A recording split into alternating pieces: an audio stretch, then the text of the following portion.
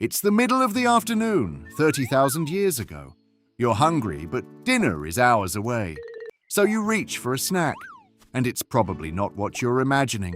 No granola bar, no chips, something a lot stranger, and honestly, kind of genius. Because ancient humans snacked constantly. It just looked nothing like snacking does now. Let's talk about what was actually in that hand.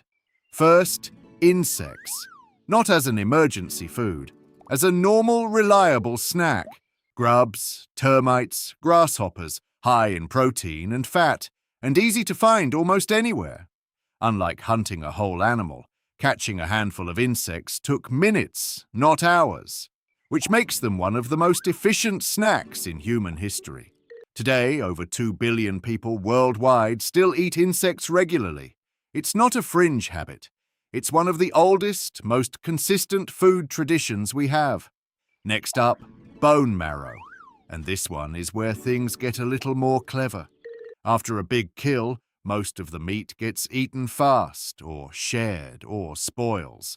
But bones just sit there, untouched, overlooked by other scavengers. Ancient humans figured out you could crack them open with a rock and get to something incredible inside. Marrow, dense, fatty, calorie-rich, basically nature's protein bar hidden in plain sight. Most predators can't get through bone. Humans, with a rock and some patience, could. That's not a leftover. That's a snack only your species could unlock. Next, something sweeter and, weirdly, way more dangerous to get. Wild honey. One of the only concentrated sugar sources that existed before agriculture. And getting it meant climbing a tree, reaching into a wild beehive, and just taking the hit. Cave paintings in places like Spain show people doing exactly this over 8,000 years ago. Getting stung repeatedly for a handful of honey sounds insane, but the math checked out. A tiny amount of honey gave more usable energy, fast, than almost anything else available. Your ancestors were doing a cost-benefit calculation. They just didn't call it that. Now here's the part that connects all of this together. None of these snacks were random. Each one solved the exact same problem. A full meal takes planning, tools, luck, and hours of work. A snack can't wait for any of that. So evolution rewarded brains that were very, very good at spotting quick, dense sources of energy, which is exactly the instinct still running inside your brain right now. That pull you feel towards something sweet, salty, or fatty when you're just a little bit hungry. That's not weakness. That's a 30,000-year-old survival strategy, still fully switched on. Your body still doesn't know that snacks are optional now. As far as your ancient wiring is concerned, every snack might be the last easy calories for days, so it grabs. Every time, just in case. Let's actually picture one of these moments. A real snack break, prehistoric style. Midday. The sun is high. Hunting hasn't started yet. A group is resting near a fallen log, and someone notices movement underneath it. They flip the log over. Underneath, a cluster of fat, white grubs. No hesitation, no disgust. Just a quick, practiced motion. Grab, eat, move on. To them, this wasn't strange. It was Tuesday. It was the ancient equivalent of grabbing a handful of almonds on your way out the door. Same behavior, same instinct, completely different menu. Now let's fast forward. Tens of thousands of years later, agriculture happens. Grain becomes easy to store. Sugar becomes easy to refine. And suddenly, the rare, hard-won snacks of the past become available constantly, everywhere, cheaply.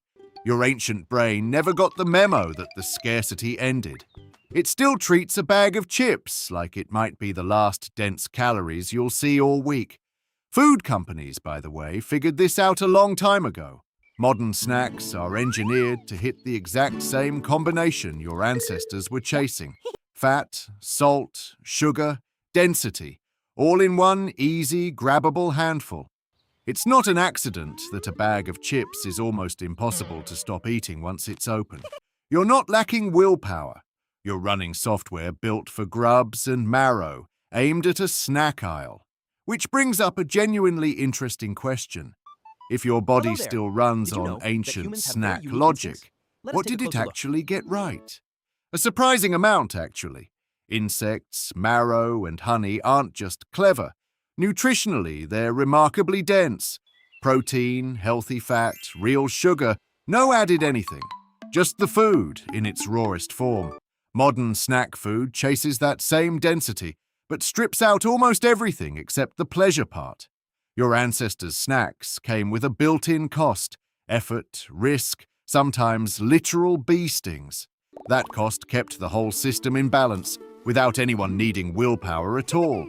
Take the effort away, and the ancient system stops balancing itself, which is more or less the exact situation your brain is in every time you open a vending machine. All reward, zero climbing, zero cracking rocks, zero bee stings. Your ancient wiring has no idea what to do with a system that easy.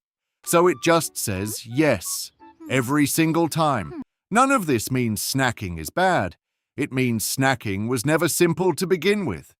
It's a 30,000-year-old survival skill, still running in a world that no longer requires it. And honestly, there's something kind of remarkable about that. Every time you reach for something salty or sweet, you're running a program written by people who had to crack bones open with rocks to get it. They didn't have snack aisles. They had sharp eyes, patience, and a willingness to get stung. You inherited the craving. You didn't inherit the effort that used to come attached to it.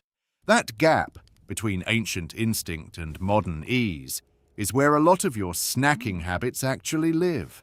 Not in weak willpower, in a mismatch nobody designed on purpose. Understanding that doesn't erase the craving, but it does change how it feels to have one. You're not broken.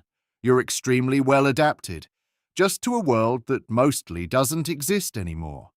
So the next time you catch yourself reaching for a snack without even thinking about it, just know that somewhere behind that motion is 30,000 years of very good decision-making. It just happens to be aimed at a slightly different target now. And maybe that's worth remembering the next time you open the pantry door, not as a failure, as an instinct doing exactly the job it evolved to do.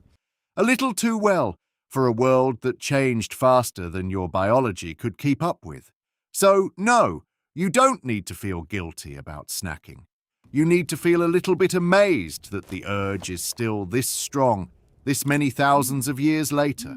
Because somewhere, deep in your brain, there's still a version of you cracking open a bone, climbing toward a beehive, flipping over a log just to see what's underneath.